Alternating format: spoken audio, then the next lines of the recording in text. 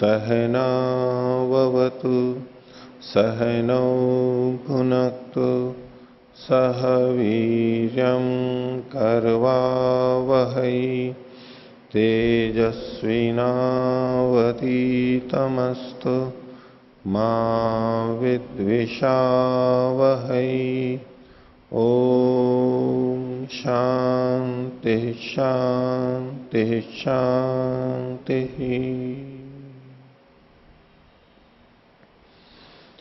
मीमांसा दर्शन की 107वीं कक्षा। मीमांसा दर्शन के द्वितीय अध्याय का द्वितीय पाद हमने पिछली कक्षा में पूरा किया था। अब तृतीय पाद प्रारंभ होगा, तो पिछले पाठ में से किन्हीं को कुछ पूछना है तो पूछ सकते हैं। हाँ। ओम भगवान।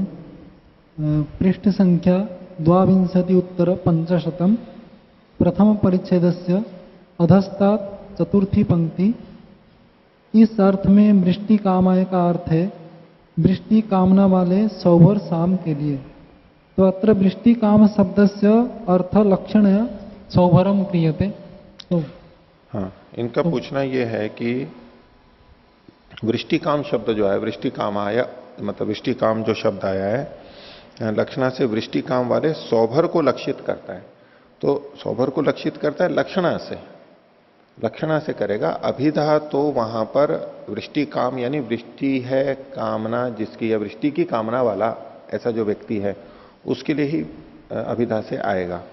लेकिन चूंकि हीश पूर्वक जो निधन करना है वो वृष्टि काम वाले पुरुष में तो कहीं घटेगा नहीं। घटेगा कहां पर? वो सौभर शाम में ही घटेगा। इसलिए वो परोक्ष रूप से यानी लक्षणा से उसी को द्योतित कर रहा है, ऐसा इन्होंने कहा है। तो ठीक है, उस स्थिति में कर सकता, उसको अभिप्रेत करेगा वो। ऐसा कह के सिद्धांति ये भी ये कहना चाह रहा है कि यहां पर वही कर्म आ रहा है, नया कर्म नहीं है, उसी को लक्षित कर रहा है ऐसा। ठीक है, और कोई? ठीक है, तो देखिए आगे पृष्ठ संख्या 523 मीमांसा दर्शन के द्वितीय अध्याय का तृतीय पाठ। पहला अधिकरण है ग्रहाग्रताया ज्योतिष्टोमांगताधिकरणम। ज्योतिष्टोम एक याग है, सोम याग है, और उसमें ग्रहाग्रता एक विषय आता है। ग्रह अग्रता, ग्रहों की अग्रता। ग्रह वो पात्र होते हैं जिनमें सोमरस रखा जाता है, और विशिष्ट देवता का नाम लेते हुए, संकीर्तन करते हुए कि उस देवता के लिए ये ग्रह है, उस देवता के लिए ये ग्रह है, ऐसे। तो भिन्न भिन्न देवताओं वाले ग्रह वहां पर लिए जाते हैं और उनका एक क्रम होता है। पहले इस देवता वाला ग्रह लिया जाएगा, फिर इस देवता वाला, फिर इस देवता वाला। वो जितने 10 हैं, जितने जहां जहां होते हैं उसमें जैसे क्रम भी बदला जाता है। तो किस देवता वाले ग्रह को आगे रखें, इसको कहते हैं ग्रहाग्रता। सबसे पहला ग्रह कौन से देवता वाला हो, इसको कहते हैं ग्रहाग्रता। तो अभी जो वाक्य हम देखेंगे, विषय वाक्य जो इन्होंने उठाए हैं चर्चा के विषय में, उसमें ग्रहाग्रता ज्योतिष्टोम का ही अंग है अथवा ज्योतिष्टोम से भिन्न कोई अलग कर्म है, ये यहां पर विचार का विषय रहेगा। तो इसमें सिद्धांत पक्ष ये है कि ग्रहाग्रता ज्योतिष्टोम का ही अंग है, अलग से नहीं है। तो भाष्य देखिए, अस्ति ज्योतिष्टोम। ज्योतिष्टोम का वर्णन शास्त्र में मिलता है। कहां मिलता है? तो उसका उत्पत्ति वाक्य इन्होंने लिखा ज्योतिष्टोम है न स्वर्ग कामो यजेता। स्वर्ग की कामना वाला ज्योतिष्टोम से यजन करे, इसकी विद्यमानता हो गई अस्ति। तम प्रकृत्य श्रूयते, इसी ज्योतिष्टोम को प्रकृति में रखते हुए, प्रकरण में रखते हुए फिर ये वचन भी आ रहे हैं उसी प्रकरण में। क्या? यदि रथंतर सामा सोम स्यात् ऐन्द्रवायवाग्रान ग्रहान गृहणीयात्। यदि अगर रथंतर साम वाला सोमयाग हो, सोम मतलब तो वही ज्योतिष्टोम, रथंतर साम वाला यदि सोम हो, याग हो, तो ऐसी स्थिति में इंद्र और वायु देवता हैं जिनके ऐसे ग्रह को पहले रखे। इंद्र वायवाग्रान, इंद्र और वायु देवता है जिनका, ऐसे ग्रह को पहले रखें। गृहणीयात ग्रहण करें। आगे, यदि बृहत सामा शुक्राग्रान, यदि बृहत साम वहां पर है तो उस याग में शुक्र देवता वाले ग्रह को आगे रखें। शुक्राग्रान ग्रहण, शुक्राग्रान ग्रहण, ग्रहण का विशेषण है शुक्राग्रान। तो शुक्र देवता जिसका है उसको आगे रखते हुए सबसे पहले उस ग्रह को लेवे। और यदि जगत सामा आग्रयणाग्रान, यदि जगत साम है उसमें, उस ज्योतिषोम में, सोम याग में, तो आग्रयण नाम के देवता वाले ग्रह को पहले रखें। ये तीन जगह अलग अलग बातें रखी हैं, अलग अलग देवता वाले ग्रह को आगे रखे। तो यह है ग्रहाग्रता। तो तत्र संधीयते विषय उठाया जा रहा है, किम ग्रहाग्रता विशिष्टो ज्योतिषोम से विधीयते, ग्रहाग्रता विशेषो ज्योतिषोम से विधीयते, कि क्या यहां पर ज्योतिषोम की ग्रहाग्रता को कहा जा रहा है? ज्योतिषोम में कोई विशेषता बताई जा रही है कि उसमें ऐसा हो तो ये अग्रता और ऐसा हो तो ये अग्रता है, ज्योतिषोम का ही, ज्योतिषोम की ही विशेषता बताई जा रही है कि यदि ये साम हो तो ये ग्रह पहले आए। उत अथवा कर्मांतर से रथंतर सामनो बृहत सामनश्च इति, अथवा ये कोई कर्मांतर है। कौन सा कर्मांतर? रथंतर साम नाम वाला और बृहत साम नाम वाला। तो यहां दो ही लिए हैं इन्होंने, रथंतर साम और बृहत साम, और जगत साम को इन्होंने अभी लिया नहीं है, यहां पर दो को उदाहरण के रूप में लिया। इन नाम वाले बृहत सामनश्च विशेषो विधीयते, विशेषो विधीयते को यहां पर अनुषंग में ले लेंगे। पीछे जो था ना, ग्रहाग्रता विशेषो विधीयते, तो रथंतर साम बृहत साम नाम के कर्म हैं जिसकी ग्रहाग्रता विहित की जा रही है, विधा की जा रही है। तो ज्योतिषोम की जा रही है, अथवा रथंतर साम नाम वाले क्रतु की या बृहत साम नाम वाले क्रतु की ग्रहाग्रता बताई जा रही है। तो कथम, कैसे ऐसा अर्थ ले रहे हैं? तो आगे कह रहे हैं, यदि रथंतर साम ग्रहणेन बृहत साम ग्रहणेन ज्योतिषोम अभिधीयते। अगर यहां यदि के बाद में जो पढ़ा हुआ है, यदि रथंतर सामा सोमा स्यात्, तो रथंतर साम शब्द के ग्रहण से और बृहत साम के ग्रहण से ज्योतिषोम ही कहा जा रहा है, तब तो तस्य ग्रहाग्रता विशेष है, तब तो ज्योतिषोम की ही ग्रहाग्रता विशेष कही जा रही है। क्योंकि तब रथंतर साम और बृहत साम ये अलग कर्म नहीं हुए, वो ज्योतिषोम को ही कह रहे हैं, तो उसकी विशेषता हो जाएगी। अथ न अभिधीयते, अगर ये ज्योतिषोम को नहीं कह रहे हैं, तथा कर्मांतर से इति, तो फिर भिन्न कर्म की विशेषता को ये बता रहे हैं। किम तावत प्राप्तम, तो यहां क्या निश्चय हो रहा है? तो प्रकरणा ज्योतिषोम से इति प्राप्ते उच्यते, प्रकरण से ज्योतिषोम के ही ग्रहाग्रता यहां पर कही जा रही है, ये प्राप्त हो रहा है। ये सिद्धांत पक्ष है। आपने प्राय अधिकरणों में ये देखा होगा, पक्ष विपक्ष देने के बाद में इति प्राप्ते करके जो कहा जाता है, तो पूर्व पक्ष आता है वहां पर। यहां पर सूत्र पूर्व पक्षी का है और अब कहा जाता है इति प्राप्ते, तो ये सिद्धांत पक्ष है वास्तव में। ऐसा प्राप्त होने लग रहा था प्रकरण के आधार पर, तो इसमें अब पूर्व पक्षी अपनी बात को रख रहा है, फिर सिद्धांति भी अपनी बात रखेगा। तो पहला सूत्र है इसका, गुणस्तु क्रतु संयोगात कर्मांतरम प्रयोजयेत, अल्प विराम संयोगस्य अशेष भूतत्वात्। गुण है यहां पर, इसको रथंतर साम या बृहत साम, ये साम को गुण उसको लेते हुए ग्रहाग्रता, इनसे विशिष्ट ग्रहाग्रता। ये क्रतु संयोगात, क्रतु के साथ में इनका संयोग होने से, किसी यज्ञ से क्रतु के साथ में ही इनका संयोग है इसलिए। और क्रतु के साथ कैसा संयोग है? संपूर्ण संयोग है, कृष्ण संयोग है, यानी इन क्रतुओं में मात्र यही साम रहेगा और कोई साम नहीं रहेगा। तो पूरे क्रतु के साथ एक ही साम का संयोग होगा, कृष्ण संयोग होगा। यदि किसी क्रतु में अनेक साम हो, तो जो अनेक साम हैं उनमें से एक एक साम पूरे क्रतु से संयुक्त नहीं होगा, क्योंकि कहीं ये साम आ रहा है, कहीं वो साम आ रहा है, कहीं वो साम आ रहा है।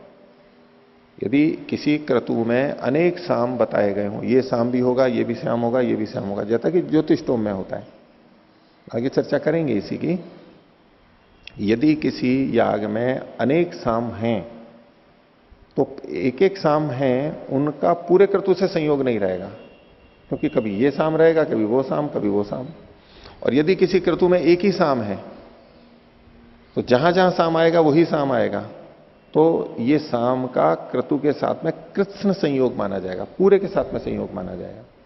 तो यहां पूर्व पक्षी वो कृत्स्न संयोग कहना चाह रहा है कि गुणस्तु क्रतु संयोगात, क्रतु के साथ में इसका कृत्स्न संयोग है, इसलिए कर्मांतरम प्रयोजयित, ये भिन्न कर्म का प्रयोजक है। संयोग से अशेष भूतत्वात्, क्योंकि इस क्रतु का जो इससे साम के साथ में संयोग है या साम का क्रतु के साथ में जो संयोग है वो अशेष भूत है, शेष भूत नहीं अशेष भूत है, संपूर्ण करने वाला है, उसको संपूर्ण को जोड़ देता है।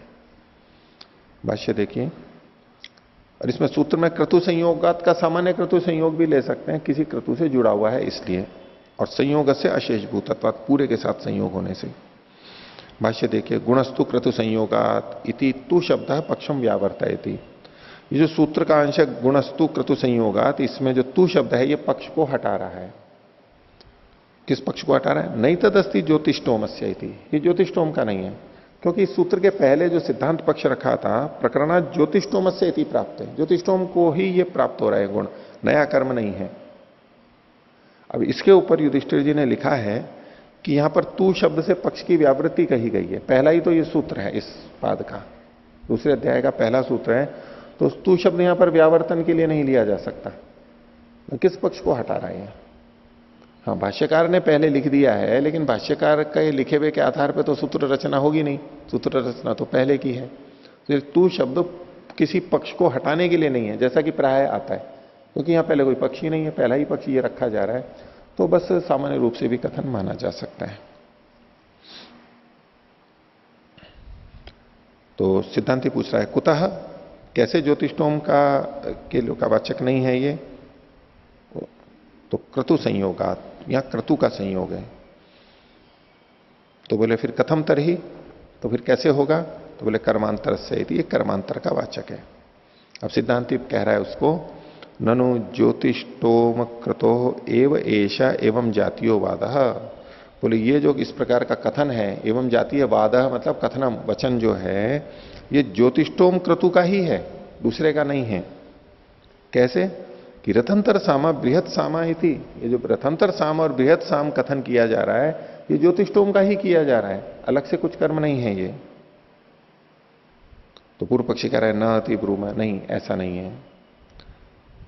यदि न कृष्ण क्रतु संयोगो भवेत ज्योतिष्टोमस्य वादः, अगर ये रथंतर साम और बृहत साम का संयोग क्रतु के साथ पूरा ना हो, कृष्ण क्रतु संयोग यदि ना हो, तब तो ये ज्योतिष्टोम का कथन माना जाएगा। क्यों माना जाएगा? क्योंकि ज्योतिष्टोम में बहुत सारे साम हैं, बहुत सारे सामों का कथन है, तो ये अगर कृष्ण संयोग नहीं है, यानी एक अंश में संयोग है, तब तो दूसरे साम भी आ सकते हैं वहां पर, तो ऐसे में तो ज्योतिष्टोम में संभावना बनती है। और लेकिन कृष्ण कृतु संयोगस्तु ऐसा, यहां तो पूरे इस साम का पूरे याग से संयोग किया जा रहा है, और यदि इन सामों का उस याग के साथ कृष्ण संयोग कर दिया है तो वहां पर दूसरा साम नहीं आ सकता है, दूसरे साम की उपस्थिति नहीं हो सकती, जबकि ज्योतिष्टोम में दूसरे साम भी है, इसलिए ये ज्योतिष्टोम को तो कह नहीं सकता है। ये अगर ज्योतिष्टोम में गया तो कृष्ण क्रतु के साथ संयोग कर लेगा, तो दूसरे साम वहां हो ही नहीं सकते थे, जबकि वो है। इसका मतलब है ये कृष्ण क्रतु संयोग ये वहां पर नहीं लग रहा है। अब इस पर सिद्धांत पूछ रहा है कथम कृष्ण क्रतु संयोग भवती कथम व न कृष्ण क्रतु संयोग थी, ये कैसे कि इन सामों का पूरे साम से पूरे क्रतु से संयोग हो रहा है या एक अंश से संयोग हो रहा है? तो इसका उत्तर पूर्व पक्षी दे रहा है, यदि रथंतर सत्ता व बृहत सत्ता व निमित्तम ग्राहग्रता विशेषस्य, अगर इस वाक्य में रथंतर की सत्ता, रथंतर साम का की सत्ता यानी विद्यमानता, अथवा बृहत साम की विद्यमानता निमित्त बन रही हो, कारण बन रही हो, किसका? ग्रहाग्रता विशेषस्य, विशेष ग्रह की अग्रता का अगर वो कारण बन रही हो, तब तो यहां पर ततो न क्रतु संयोगा, न ततो न कृष्ण क्रतु संयोगा, तो ये कृष्ण क्रतु के साथ संयुक्त नहीं होगा, क्योंकि ये इसका मात्र ग्रहाग्रता के साथ में संयोग होगा। यदि ये साम, रथंतर साम, बृहत साम निमित्त बन रहे हो ग्रहाग्रता के, तो ये ग्रहाग्रता से ही जुड़ेंगे, पूरे क्रतु से नहीं जुड़ पाएंगे, कृष्ण संयोग नहीं होगा। रथंतरम बृहद वा यदि साम अस्ति, अगर रथंतर और बृहद साम है, तथा इंद्रवायवाग्रता शुक्राग्रता इति, तो इंद्रवायवाग्रता होगी, इंद्रवायु देवता वाले ग्रह की अग्रता, अथवा शुक्र देवता वाले ग्रह की अग्रता होगी। ततो ज्योतिष्टोम से गुण विधि, तो ज्योतिष्टोम के गुण की विधि यहां पर मानी जाएगी।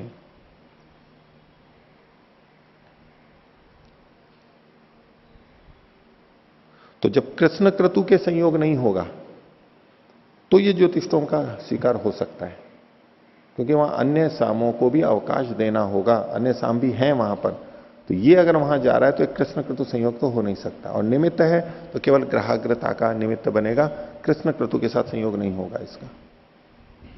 दूसरी बात कह रहे हैं, अथ रथंतर साम सत्ता बृहत साम सत्ता व न निमित्तम, रथंतर साम का होना और बृहत साम का होना ग्रहाग्रता में हेतु नहीं बन रहा है, निमित्त नहीं है, न निमित्तम तथा कृष्ण क्रतु संयोग, तो इसका पूरे क्रतु के साथ में संयोग मान लेना होगा। तो पूर्व पक्षी का अभिप्राय यह है कि रथंतर साम और बृहत साम ग्रहाग्रता में हेतु नहीं है, और हेतु नहीं है तो कृष्ण क्रतु से संयोग होगा इनका, और कृष्ण क्रतु से संयोग है तो ज्योतिष्टोम नहीं हो सकता, वो क्रतु कुछ और ही होगा। ये उसकी तर्क शैली है।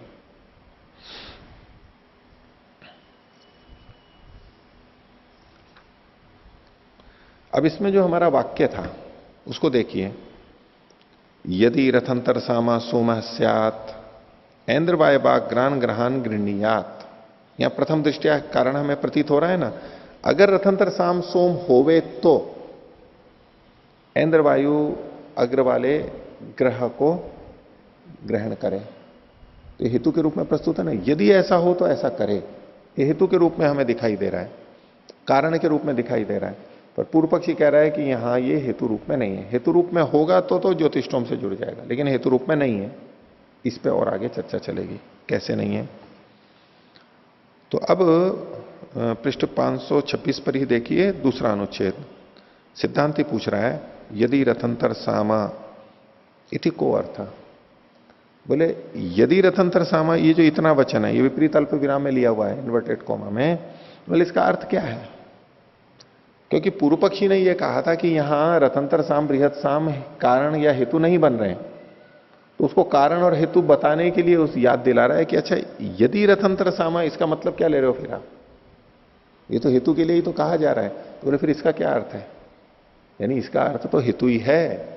उससे पूछ रहे हैं कि फिर इसका क्या अर्थ है?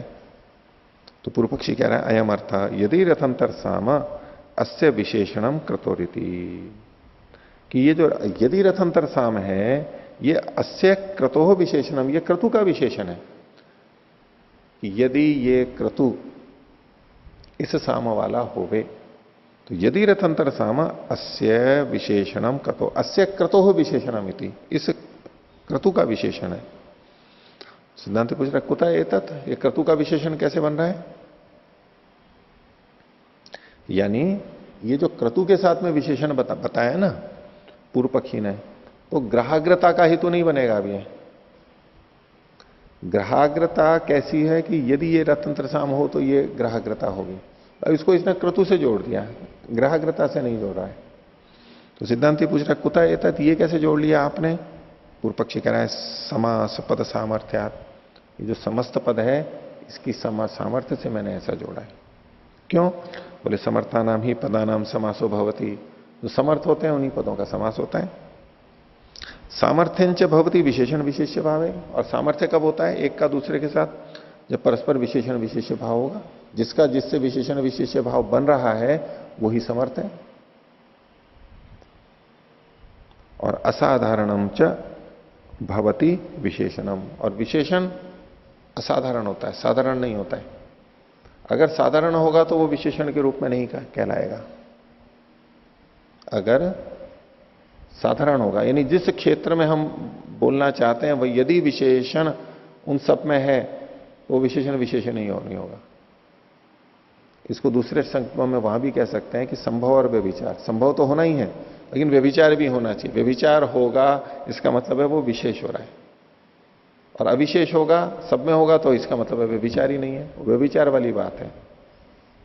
तो किसी व्यक्ति को की पहचान बतानी हो कि भाई उस व्यक्ति को लेकर के आओ रेलवे स्टेशन पे पहचानना है, तो क्या कहेंगे? उसके 2 आंखें हैं, बता सकते हैं ना 2 आंखें हैं, 2 पैर हैं, 2 हाथ हैं, उनको लेकर के आना है। अरे भाई आप उसको व्यक्ति को विशेषित कर रहे हो, आपने जो 2 आंख, 2 पैर, 2 हाथ बताए हैं ये तो सामान्य कथन है। विशेषण तो सामान्य असाधारण होता है, ये तो साधारण है, ये तो सभी आदमियों के होते हैं। तो कोई भी बच्चा भी बोल देगा कि भाई ये तो कोई बात नहीं, इससे तो मैं पहचान नहीं सकता क्योंकि ये धर्म तो साधारण है, सबके हैं। असाधारण कहना पड़ेगा। कैसा है? भाई लंबे लंबे बाल वाला है या बिना बाल वाला है, देखेंगे ऐसे कपड़े पहने हुए हैं, चश्मा लगा रखा है, या ऐसी टोपी पहन रखी है, ऐसे रंग का है, कुछ ऐसी बात बोलेंगे जो असाधारण हो, जो सब में नहीं मिलती हो, वो विशेष हो। तो विशेषण हमेशा असाधारण होता है, इसी को इन्होंने कहा असाधारणम च विशेषणम तत्रायम अर्थ। उसमें अब क्या अर्थ करेंगे ये कि यदि रथंतरम एव साम बृहद एव वा न अन्यदिति। तो वहां पर क्या लिखा हुआ था मूल में? यदि रथंतर साम। तो बोले ये रथंतर साम तो बहुत जगह होता है, तो विशेषण कब होगा, असाधारण कब होगा? जब कहेंगे यदि रथंतरम एव साम, बृहद एव साम, एव लगा दिया तो अब विषय हो जाएगा कि जब रथंतर ही होगा, बृहद ही होगा, न अन्यदिति, दूसरा नहीं होगा। और अगर दूसरा नहीं है, ये एक ही है, तो इसका मतलब है ये साम उस क्रतु के साथ कृष्णता से जुड़े हुए हैं, पूरी तरह जुड़े हुए हैं। तो ज्योतिष्टोम तो हो नहीं सकता क्योंकि उसमें अनेक साम है। कृष्णता से ये जुड़े हैं तो वहां पर ये ही साम होगा, दूसरा कोई साम नहीं हो सकता है। और ज्योतिष्टोम में तो अनेक साम है, इसलिए ये ज्योतिष्टोम का वाचक नहीं हो सकता। तो ऐसे इसने निकाला पूर्व पक्षी ने, नान्यदिति। ज्योतिष्टोम से च बहुनी सामानी गायत्रादीनी, ज्योतिष्टोम के तो बहुत साम है, गायत्र आदि बहुत सारे साम है। तस्मान न ज्योतिष्टोम से वाचकऊ एतौ शब्दौ इति, इसलिए रथंतर साम और बृहत साम ये शब्द ज्योतिष्टोम के वाचक नहीं है। तेन यद्यपि प्रकरण ज्योतिष्टोम से गुण विधि रीति गम्यते।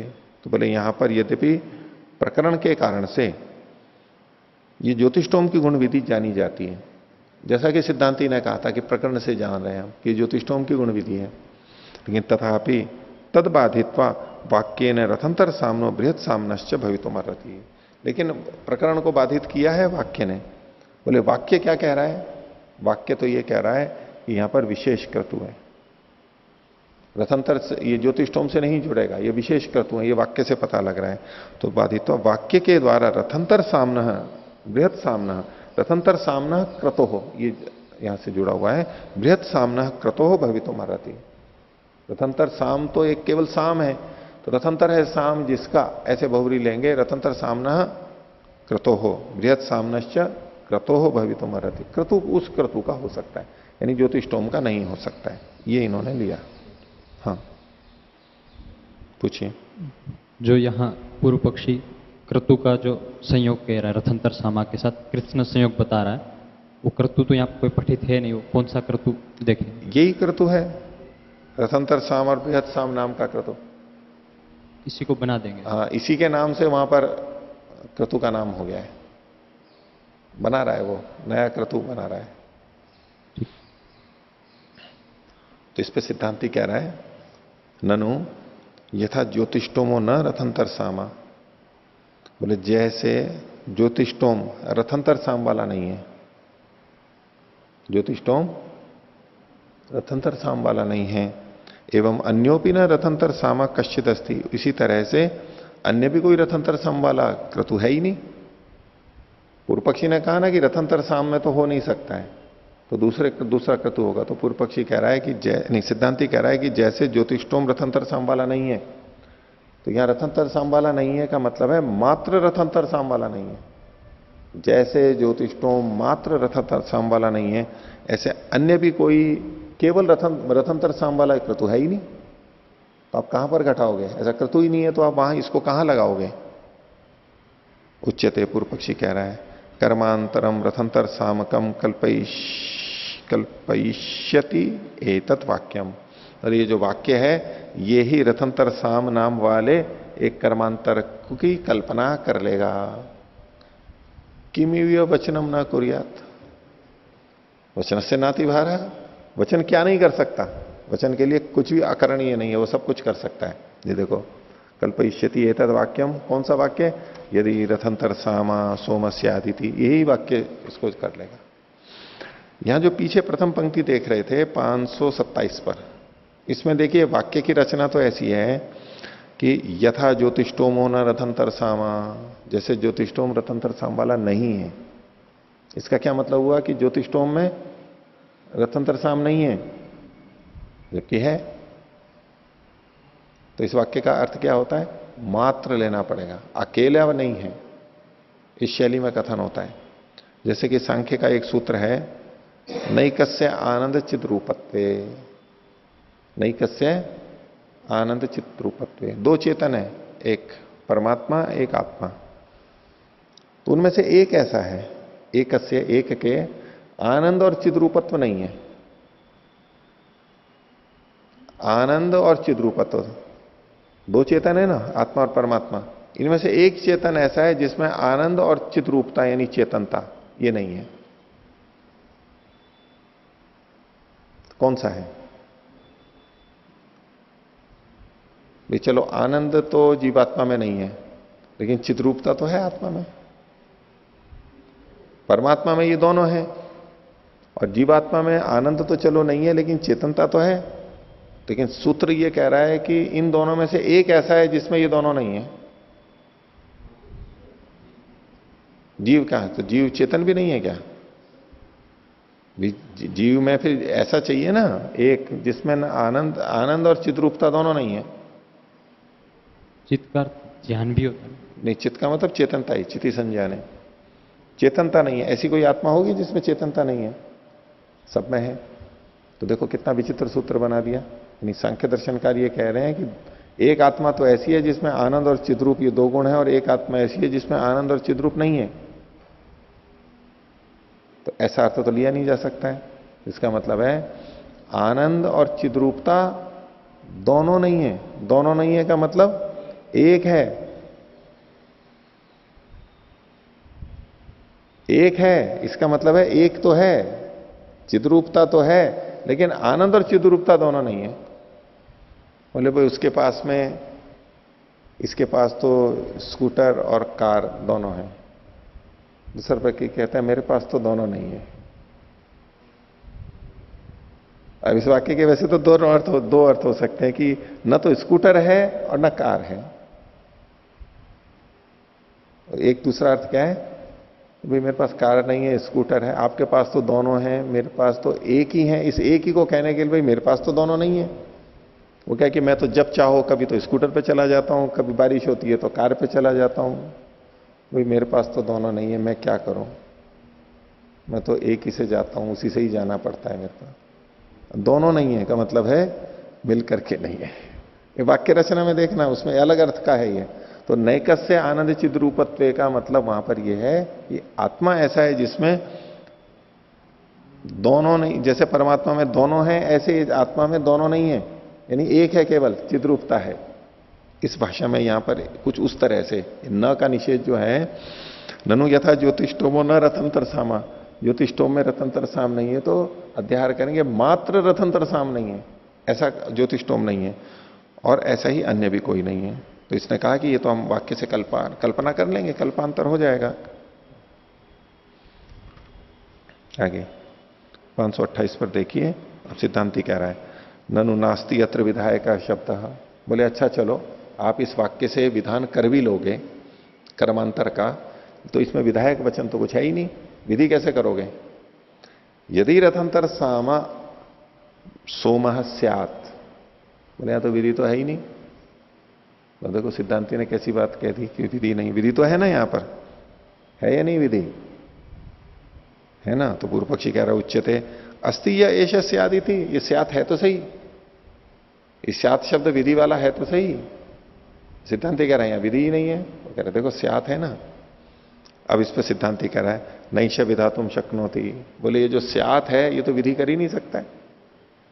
दिखने में तो स्यात हमारे को लकार तो दिख रहा है भाई, विधि विधि का प्रत्यय तो विधि का दिखाई दे रहा है, लेकिन इसके बावजूद सिद्धांति ने कहा कि ये तो विधि कर नहीं सकता है। पूर्व पक्षी कह रहे नहीं है, सिद्धांति ने कहा नहीं ये विधान नहीं कर सकता है। क्यों नहीं कर सकता? तो बोले यदि शब्द संबंधात विद्यमान से निमित्तार्थे न एवं जातीय का शब्दों भवती न विधान अर्थे न। ये जो स्यात शब्द है यहां पर विधि करने वाला नहीं हो सकता है। क्यों?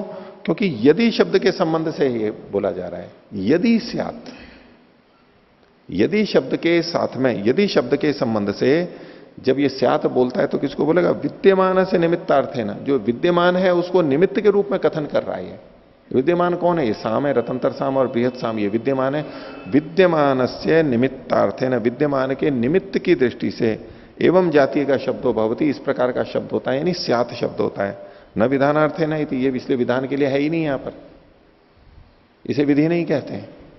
यदि ऐसा होवे, इसको विधि थोड़ा ना कहेंगे, हम कहते हैं ऐसा होवे एवं स्यात, अब तो विधि है ये। लेकिन यदि ऐसा होवे ये विधि नहीं है। तो इस पर पूर्व पक्षी कहता है अतः गुरुमा यदि यद एतत् स यदिकम वाक्यम, जो ये यदि के सहित वाक्य है, कौन सा?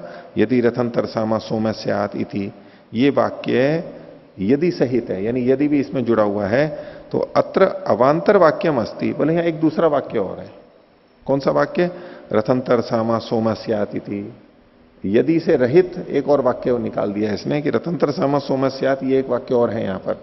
यदि को हटा दिया, अब यदि को हटा दिया तो अब जो स्यात् शब्द है ये तो विधि ही करेगा, अब विधि करेगा ये। तो यद अवांतर वाक्यम तस्य अन्यो अर्थो अन्यश्च स यदि कस्य, यदि सहित जो वाक्य है उसका अलग अर्थ होगा, और यदि रहित जो वाक्य है उसका अलग अर्थ होगा स्यात् का। स यदि को न शक्नोति विधातुम, जो यदि के सहित है वो ठीक है, विधान नहीं कर सकता। यद अवांतर वाक्यम तद विधास्यति, जो दूसरा वाक्य है वो तो विधान कर देगा। न च रथंतर सामनो बृहत सामनो वा भाव निमित्तत्वेन श्रूयमाणो अपि अर्थवान भवति।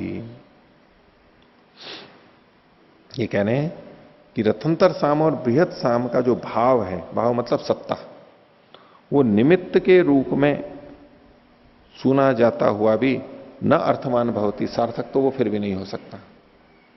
निमित्त किस रूप में आएगा? यदि शब्द से निमित्तता प्रतीत होगी।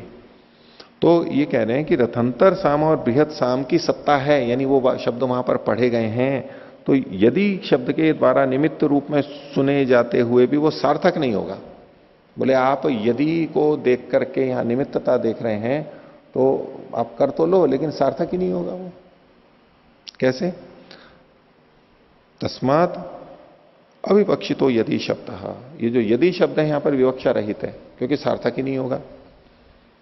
विवक्षित है, अविवक्षित है, और अविवक्षित है तो तस्मिश्च अविवक्षिते पदद्वयम इदम, उसके अविवक्षित होने पर ये दो पद हैं, रथंतर सामा सोमः स्यात् इति शक्नोति रथंतर सामम क्रतुम विधातुम। तो रथंतर सामा सोम ये दो पद होंगे, तो इनको विधान करने के लिए स्यात् शब्द हो जाएगा, नए क्रतु को बताएगा। रथंतर साम विशिष्ट सोम को करने के लिए कहेगा। यदि इति अनर्थकम, बोले यदि तो यहां पर निरर्थक है, यदि लाने से कुछ सार्थकता ही नहीं हो रही है, तो यदि निरर्थक कह दिया इसने। ये एक उत्तर दिया है। यदि को हटा करके पूर्व पक्षी ने समाधान का प्रयास किया है। आगे, अथवा यदि रोचेत यदि अध्याहार, अथवा यहां रोचेता का अध्याहार करेंगे। यदि के बाद में रोचेता, इसको जोड़ लेंगे। यदि रथंतर सामा सोमः स्यात्, इसकी जगह यदि रोचेता रथंतर सामा सोमः स्यात्, तो यदि को रोचेता के साथ में जोड़ दिया उसने, तो रोचेते का अध्याहार कर लेंगे। आगे कहता है पूर्व पक्षी ही, अथवा यदैतद भवति, जिस प्रकार से ये होता है, एक उदाहरण देके बता रहा है। ये नई चीज नहीं कह रहा है, उसी को कह रहा है। अब इसका देखो, लौकिक वाक्य देखना, उसका अर्थ समझना। पयसा शाष्टिकम भुंजीत, दूध के साथ में शाष्टिक चावल को खाए।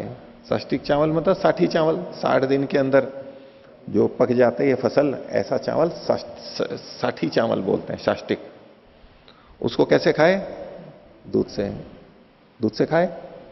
तो ये विधि हुई ना भुंजीता, पैसा साष्टिकम भुंजीता।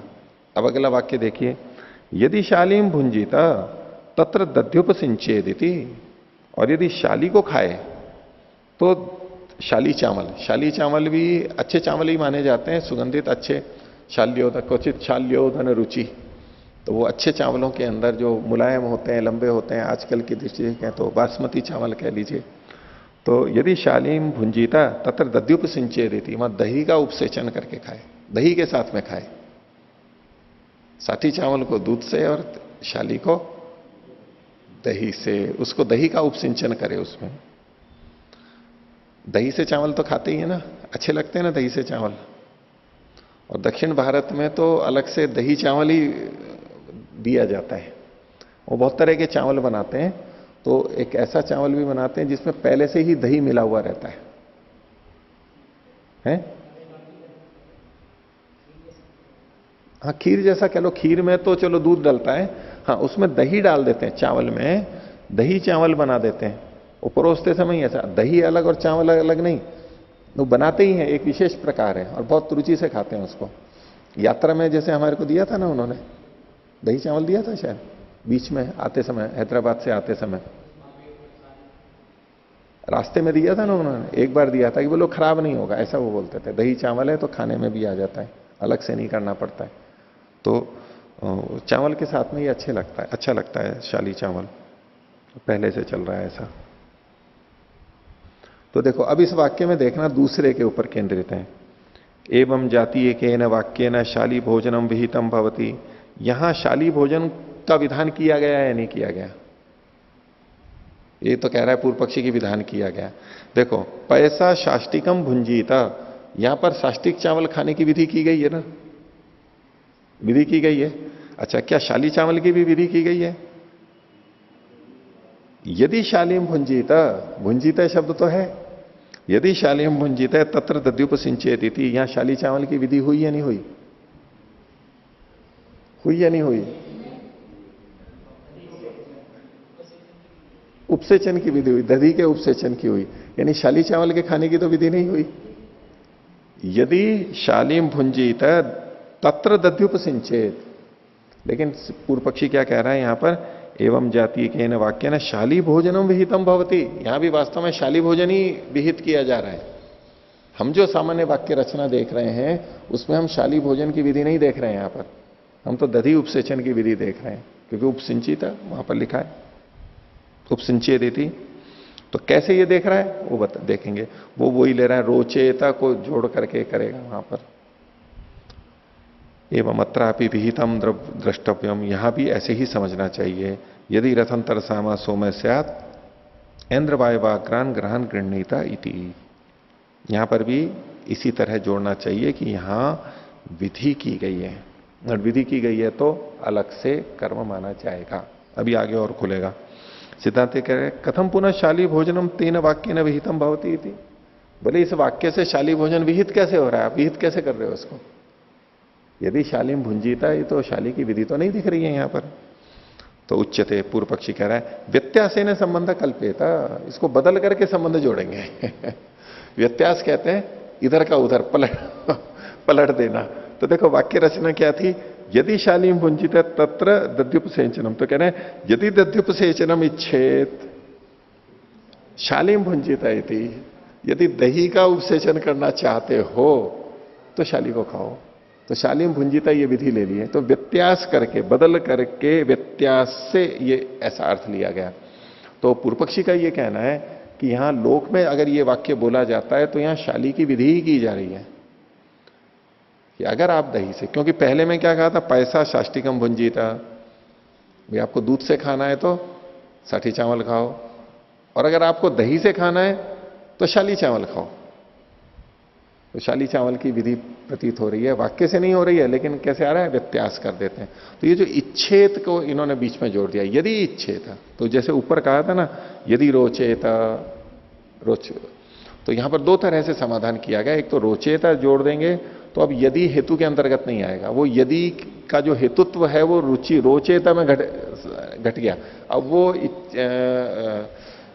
स्यात के साथ में नहीं जुड़ेगा। हाँ, यदि रोचेता है तो वहीं रोचेता के साथ खत्म हो चुका उसका सामर्थ्य, स्यात के साथ में नहीं जुड़ेगा। और ऐसे ही यहां पर इसने जोड़ दिया, सेचनम इच्छेत शालीम भुंजीत। अब इसमें पूर्व पक्षी को उत्तर दे रहा है सिद्धांति, प्रश्न कर रहा है वैसे कि आपने ऐसे कैसे जोड़ दिया। बोले ननु च खलु इच्छते है पराम लिंग विभक्तिम उपलब्धामहे न खलु। बोले इच्छति के बाद में तो लिंग विभक्ति हमको नहीं मिल रही है यहां पर, क्योंकि लिंग विभक्ति कहां पर है, इन्होंने क्या जोड़ दिया, यदि दध्युप सेचनम इच्छेत, इच्छेद के बाद में लिंग विभक्ति तो यहां पर वाक्य में दिखाई नहीं दे रही है। वाक्य क्या था, यदि शालीम भुंजित तत्र दध्युप से सिंचेदिति, तो इच्छ धातु के साथ के परे तो लिंग विभक्ति नहीं मिल रही है। सिंचते रही ताम पराम समामनंती, सिंचती के सिंच धातु के बाद में तो लिंग विभक्ति दी गई है। तो पूर्व पक्षी कह रहा है सिंचते खलु सा परा समुच्चरंती कमेर अर्थम गमयती। बोले सिंचती के बाद में ये सा मतलब सा लिंग विभक्ति समुच्चरंती बोली जाती हुई कमेर अर्थम गमयती, कम धातु के अर्थ को बताती है। सिंच धातु के बाद में यदि लिंग विभक्ति आ रही है तो यहां पर कमुकांतो इच्छा के अर्थ को बताने वाली होती है। इच्छेत का मतलब नहीं, स्यात का मतलब, सिंचेत का मतलब वो चाहने के अर्थ को बताती है, ऐसा पूर्व पक्षी ने कह दिया। क्यों, काम प्रवेदन ही ताम मन्यामहे, उसको काम के कहने में ही हम मानते हैं, कामना को ही वहां पर कहा जा रहा है। तो उसके लिए इन्होंने काम प्रवेदन शब्द के लिए अष्टाध्यायी का एक सूत्र दिया है नीचे, काम प्रवेदने अकच्चिति, काम के प्रवेदन में भी लिंग लकार का प्रयोग होता है, ये मान करके कथन कर रहे हैं। कच्चित शब्द वहां पर नहीं होना चाहिए। इति एवं इहापि, इसी प्रकार से यहां प्रकृत वाक्य में भी दार्ष्टान्त के ऊपर आ गया ये, यद्यैन्द्र यदि ऐन्द्र वायवाग्रान ग्रहण गृहणीयात, अगर ऐन्द्र वायवाग्र ग्रहों को ग्रहण करें,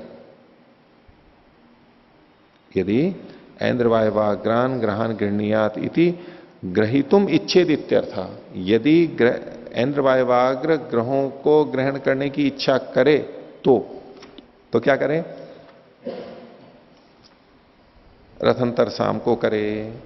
अब देखो इसने कैसे बदला है, वहां क्या था मूल वाक्य, यदि रथंतर साम सोम स्यात्, यदि को रथंतर साम से जुड़ा हुआ था तो ऐन्द्र वायवाग्रान गृहणीयात, इसने क्या बदल दिया, यदि ऐन्द्र वायवाग्रान ग्रहण गृहणीयात, यानी ऐन्द्र वायवाग्र को इच्छा करे तो रथंतर साम सोम करे। अब तो इस तरह से बदल गया, जैसे दधी को और शाली को उसने बदला था, ऐसे अर्थ को बदल दिया। ततो रथंतर सामानम क्रतुम कुर्यादिति, तो बोले इससे ये अर्थ निकल के आएगा कि रथंतर साम नाम के क्रतु को करे, ये नया कर्म हो गया, तो अब ये ज्योतिषोम से नहीं जुड़ेगा। अब सिद्धांत इस पे बोल रहा है ननु एवं सती इच्छा मात्रम भवेत। बोले अच्छा, अगर आप ऐसा अर्थ लेते भी हो, अभ्युपगम से बोल रहा है, स्वीकार नहीं है, यदि आप ऐसा करो तो यहां पर इच्छा मात्र को ही कहने के लिए वाक्य होगा, फिर तो इच्छा को ही कहेगा, न ग्रहाग्रता विशेष विधानम, ग्रहाग्रता विशेष के विधान को तो ये नहीं कर पाएगा। क्योंकि देखो वाक्य बोलिए, देखिए, यदि ऐन्द्र वायवाग्रान ग्रहण गृहणीयात, मतलब है कि इसको यदि चाहे तो ऐन्द्र वायवाग्र ग्रहों की विधि थोड़ा ना की गई है यहां पर, यदि वो इच्छा करे तो बोले इच्छा को कहा जा रहा है यहां पर, इसको थोड़ा ना कहा जा रहा है। ग्रहाग्रता विशेष का विधान यहां पर नहीं हो पाएगा। फिर इस पर पूर्व पक्षी कह रहा है उच्यते यथा अस्मिन लौकिके वाक्य, बोले जैसे देखो इस लौकिक वाक्य में भी विधान हो जाता है। कैसे, यदि दध्युपसेचनम इच्छेत शालीम भुंजीता, अब यहां पर भी तो विधान नहीं किया गया है, इच्छा का ही कहा जा रहा है। इति दध्युपसेचन संकीर्तना, क्योंकि दधि के उपसेचन का यहां संकीर्तन किया गया है, इसलिए इसका अर्थ क्या निकलेगा, दध्युपसिक्तम शालीम भुंजीता, दधि से उपसिक्त शाली को खाओ, ये यहां पर विधि निकलेगी। था क्या मूल के अंदर, यानी जो बदल करके किया था उसने व्यत्यास से किया था, यदि दध्युपसेचनम इच्छेत, यदि दध्युपसेचन चाहे तो बोले कि दध्युपसिक्तम शालीम भुंजिता, ये यहां पर अर्थ निकलेगा। इति तेनैव वाक्य तेन एक वाक्यत्वाद गम्यते, ये उसकी एक वाक्यता से पता लगता है, क्योंकि वहां पर दद्युप से चन भी वहां लिखा हुआ है, इसलिए दद्युप सिक्त शाली को खाए, ये पता लग जाता है। ऐसे ही यहां पर भी ऐन्द्र वायु अग्र वाले ग्रह, इसमें भी ग्रहाग्रता का विधान हो जाएगा। एवं अत्रापि ग्रहाग्रता विशेष संकीर्तना, इस वाक्य में ग्रहाग्रता विशेष का कथन होने से तेन एक वाक्यत्वात, और उसके साथ में इसकी एक वाक्यता होने से ग्रहाग्रता विशिष्टो रथंतर साम गम्यते, ग्रहाग्रता विशेष वाला रथंतर साम क्रतु को कह रहा है, ये वो गम्यते जाना जाता है। तो ये नया कर्म है, इसलिए ये ज्योतिष्टोम के गुण या विशेषण गुण नहीं कहलाएंगे, नया कर्म माना जाएगा।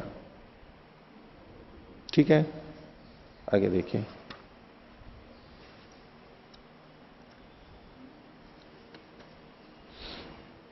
एक और समाधान दे रहा है, अथवा, ये 4-5 समाधान दे रहा है पूर्व पक्षी, ऐसे भी कर लेंगे, ऐसे भी कर लेंगे, ऐसे भी कर लेंगे। देखो पीछे क्या क्या दिया था इसने, एक तो उसने कहा था कि यदि को हम छोड़ देंगे, एक कहा था 528 पर यदि को हटा देंगे। दूसरा दूसरे अनुच्छेद में कहा था रोचेता का अध्याय कर लेंगे। तीसरा इसने कहा था कि हम व्यत्यास से कर लेंगे, आगे पीछे कर लेंगे। और चौथा ये अब आगे कहने वाला है, अथवा व हेतु हेतु मतोर्लिंग, हेतु हेतु मत में लिंग होता है, हेतु हेतु मान में लिंग होता है। इसके लिए इन्होंने देखो एक श्लोक भी दिया है इसका, ये 531 पर देखिए। श्लोक क्या है, यदि शब्द परित्यागो, एक तो यदि शब्द का परित्याग किया, दूसरा रूढ़्यध्याहार कल्पना, तो रूढ़ी अर्थ का ग्रहण और अध्याहार की कल्पना, अध्याहार किया रोचेता का, ये 3 हो गए। और चौथा है व्यवधान संबंधो, व्यवधान से संबंध होगा, यानी आगे पीछे करके संबंध होगा व्यत्यास से। और हेतु हेतु मतोड़लिंग, ये 5वां इन्होंने कहा है, हेतु हेतु मतोड़लिंग का अर्थ ले लेंगे। कैसे है वो देखो यहां पर भाष्य में 530 पर, अथवा अत्र हेतु हेतु मतोड़लिंग, कैसे वाक्यार्थ बोध देखो कैसे बदला है इसने, रथंतर सामा सोमा ऐन्द्र वायवाग्राणाम ग्रहाणाम हेतु कर्तव्य। रथंतर सामा सोम, सोम का विशेषण है रथंतर सामा, रथंतर साम है जिसका ऐसा कोई सोम, उसको ऐन्द्र, इंद्र और वायु अग्र में है, जिसके इंद्र वायु देवता वाले ग्रहों की अग्रता वाला नहीं, रथंतर साम सोम को ऐन्द्र वायवाग्र ग्रहों का हेतु करना चाहिए। यानी ये जो साम है, सोम है, रथंतर साम सोम, ये ही ग्रहाग्रता का हेतु बनेगा, कारण का, ऐन्द्र वायवाग्र ग्रहों का हेतु बनेगा, हेतु कर्तव्य। और ऐसा करने पर क्या होगा, तस्मात कृष्ण क्रतु संयोगात गुण कर्मांतरम प्रयोजय। तो चूंकि इस साम का संपूर्ण क्रतु के साथ में संयोग होगा, तो ये जो गुण है ये भिन्न कर्म का प्रयोजक हो जाएगा, ज्योतिष्टोम को नहीं कह पाएगा, नए कर्म को कहेगा, उसका प्रयोजक हो जाएगा। एवं कृष्ण क्रतु संयोग अर्थवान भविष्यति, और इस प्रकार से कृष्ण क्रतु संयोग भी सार्थक हो जाएगा। अपीच, और इसमें हेतु रख रहा है वो, पूर्वेण निमित्तेन भवितव्यम परेण नैमित्तिकेन। निमित्त और नैमित्तिक में पहले कौन होना चाहिए, निमित्त पहले होना चाहिए, नैमित्तिक बाद में होना चाहिए। निमित्त पहले होना चाहिए, यानी कारण पहले होना चाहिए और कार्य बाद, तो निमित्त नैमित्तिक। तो जो हेतु हेतु मतोड़ लिंग है, हेतु हेतु मान में, यानी हेतु कारण निमित्त और नैमित्तिक हेतुमान, इनमें हेतु पहले होगा। अच्छा, यहां जो इन्होंने बात रखी थी, बोले इसमें देखो, इसमें तो उल्टा है। यहां क्या था, रथंतर यदि रथंतर सामा सोम स्यात् ऐन्द्र वायवाग्रान ग्रहण गृहणीयात, तो इसमें हेतु कौन है, यदि रथंतर सामा सोम, तो रथंतर साम जो है ये तो हेतु के रूप में आ गया, और ऐन्द्र वायवाग्रान ग्रहण ये नैमित्तिक के रूप में आ गया। तो इसमें युधिष्ठिर जी ने लिखा है कि ये जो रथंतर साम है ये बाद में गाया जाता है, ग्रहों का ग्रहण तो प्रातः सवन में सुबह हो जाता है, और ये रथंतर साम जो है ये बाद में। तो इन्होंने देखो यहां लिखा है 530 पर विवरण में, यच्च भविष्यत, तीसरी पंक्ति, ग्रहों का ग्रहण प्रातः सवन में होता है, उस समय ग्रहाग्रता का हेतु रूप रथंतर साम और बृहत साम विद्यमान नहीं है। इन सामों की उपस्थिति माध्यम दिन सवन में होती है। तो हेतु जो है वो तो आ रहा है बाद में, माध्यम समन में, और ग्रहाग्रता है, ग्रह का ग्रहण है, वो प्रातः समन में आ रहा है। तो नैमित्तिक जो है वो पहले आ रहा है और निमित्त बाद में आ रहा है। तो निमित्त पहले होना चाहिए, नैमित्तिक बाद में होना चाहिए। इस हेतु से भी इसको खंडित कर रहा है पूर्व पक्षी। तो अपीचे कह के कहा 530 पर तीसरी पंक्ति, अपीचे पूर्वेण निमित्ते न भवितव्यम, पहले निमित्त को होना चाहिए और परेण नैमित्तिके न, और फिर नैमित्तिक को होना चाहिए। कथम, कैसे, ये कैसे कहा आपने? तो सती ही निमित्ते, सती ही निमित्ते नैमित्तिकम भवितुम अर्हति न असति, क्योंकि निमित्त के होने पर ही नैमित्तिक हो सकता है, निमित्त के न होने पर तो नैमित्तिक नहीं हो सकता है। यच्च भविष्यत तन्ना सत, और जो भविष्य में होने वाला है उसको सत थोड़ा कह सकते हैं। सत तो वो होता है जो अभी है। जो ऊपर इन्होंने कहा था ना सती ही निमित्त है, निमित्त के होने पर, तो जो भविष्य में है वो तो सत हो नहीं सकता, उसको सती कह नहीं सकते। तो तन्ना सत भविष्यच्च रथंतर साम, रथंतर साम तो भविष्य में होने वाला है, ग्रहाग्रता तो पहले ही हो जाएगी। तत्कथम पूर्व काल से ग्रहाग्रता विशेष से निमित्तम भविष्यति थी, तो वो कैसे पूर्व काल वाली ग्रहग्रता विशेष का निमित्त हो पाएगा, अर्थात नहीं हो सकता।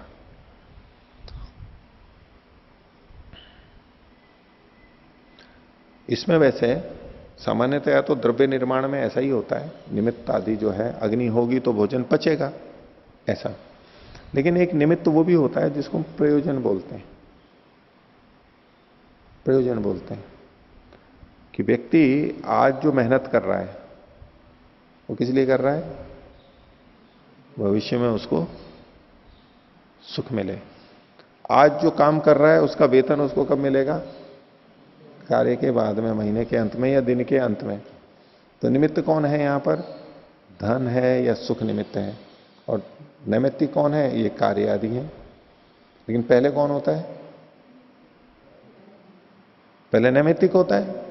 हम पहले कार्य करते हैं, फिर जिस निमित्त से हम ये कार्य कर रहे हैं वो बाद में आएगा। रोग को हटाना है, यानी स्वास्थ्य प्राप्ति करनी है, और औषधि कर रहे हैं। औषधि क्यों ले रहे हो भाई? औषधि लेने का निमित्त क्या है? स्वास्थ्य है, आरोग्य है। तो आरोग्य पहले है या औषधि पहले है? औषधि पहले है। तो औषधि आरोग्य का निमित्त है, औषधि आरोग्य का निमित्त है ना। मैं तो अभी उल्टा बोल रहा था। आरोग्य के लिए हम औषधि लेते हैं, तो निमित्त कौन है? आरोग्य के लिए हम औषधि ले रहे हैं, तो आरोग्य निमित्त है या औषधि निमित्त है? आरोग्य निमित्त है। आरोग्य के लिए हम ले रहे हैं। अगर और आरोग्य प्रयोजन ही नहीं होता हमारा तो औषधि नहीं लेते। तो आरोग्य निमित्त बन रहा है, कारण बन रहा है औषधि लेने में। तो इसमें विचार कीजिए कि कौन कारण है और कौन कार्य है, निमित्त नैमित्तिक कौन है? औषधि और आरोग्य में निमित्त कौन है और नैमित्तिक कौन है? कारण कार्य संबंध किसके साथ में है? औषधि कारण है और आरोग्य कार्य है। तो ये तो आपने दूसरे ढंग से बोल दिया। अभी जो बात कर रहा था मैं कि आरोग्य के कारण हम औषधि लेते हैं, आरोग्य के निमित्त से औषधि लेते हैं, तो आरोग्य निमित्त हो गया और औषधि लेना कार्य हो गया। तो ये तो उलट के हो गया, अफल का वाचक। यानी ऐसे भी प्रयोग करते हैं, इस रूप में भी निमित्त बनता है, ये एक अलग बात है। औषधि और आरोग्य में देखेंगे तो औषधि कारण है और आरोग्य कार्य है उसका, क्योंकि औषधि लेने से आरोग्य आ रहा है, ये ठीक है। लेकिन औषधि का लेना किस लिए किया जा रहा है? औषधि नहीं, औषधि का लेना। भाई औषधि क्यों ले रहे हो आप? आरोग्य के लिए ले रहे हो। इस रूप में आरोग्य निमित्त की दृष्टि से देखा जाएगा। तो खैर यहां तो इन्होंने उसी ढंग से प्रस्तुत किया कि निमित्त पहले होता है, नैमित्तिक बाद में होता है। तो रथंतर साम तो बाद में आ रहा है और आप यहां निमित्त के यथि रथंतर सामास्यात्। अपीच और भी कह रहे हैं निस्संदिग्धम जगत सामा कर्मांतरम, और बोले ये जो जगत साम है ये तो निश्चित ही कर्मांतर है। क्यों कर्मांतर है? इसको इन्होंने छोड़ रखा था। देखो जगत साम को इन्होंने पूरी चर्चा में छोड़ रखा था, दो को तो लिया हुआ था। तो यदि जगत सामा आग्रयणाग्रहान, आग्रयण देवता वाला ग्रह पहले लेवे। तो जगत सामा में क्या है, ये निश्चित है कि उसमें एक ही साम होता है, वो तो निश्चित है कि एक ही साम वाला है। तो इसलिए इन्होंने कहा निस्संदिग्धम जगत साम कर्मांतरम, जगत साम तो कर्मांतर ही है। क्यों कर्मांतर है? क्योंकि उसमें एक ही साम होता है। वो ज्योतिष्टोम हो नहीं सकता क्योंकि ज्योतिष्टोम में अनेक साम है। तो ये एक और तरीके से सिद्ध कर रहा है बात को कि निस्संदिग्धम जगत सामा कर्मांतरम तत्सामान्यात इतरद अपि कर्मांतरम इति गम्यते। इसकी समानता से, यानी उसके साथ साथ पढ़े हुए हैं। इसको आप साहचर्य या सन्निधि कह सकते हैं कि यहां जो ये प्रसंग चलाया था, यहां पर रथंतर साम था, दूसरा बृहद साम था और जगत साम आग्रह। तो जगत साम तो एक ही निश्चित ही कर्मांतर है। तो ये कर्मांतर है क्योंकि इसमें एक ही साम होता है। तो जब ये कर्मांतर है तो रथंतर साम और बृहद साम ये भी कर्मांतर ही होंगे सन्निधि से। ये एक निष्कर्ष दे रहा है। बोले तीनों एक जैसे होने चाहिए, या तो तीनों नए कर्म हो। तो एक तो हमारे को निश्चित है जगत साम, तो इसलिए उन्होंने कहा कि निस्संदिग्धम जगत सामा कर्मांतरम तस्मात् सामान्यात इतरदपि कर्मांतरम इति गम्यते। बाकी के दो भी कर्मांतर ही हैं।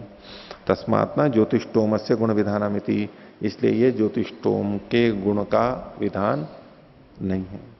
वो कितनी चर्चा चला दी इसी के अंदर। पूर्व पक्षी ने उत्तर, सिद्धांति ने भी अपनी बात रखी, लेकिन पूर्व पक्षी अपनी बात रखता जा रहा है।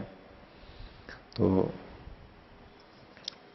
अभी सिद्धांति का जो उत्तर आएगा वो आगे देखेंगे।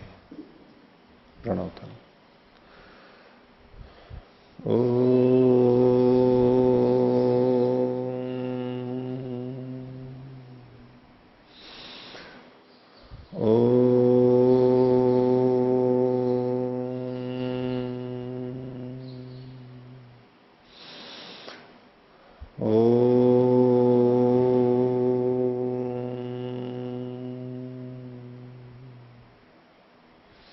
सभी को सादर अभिवादन। ओम।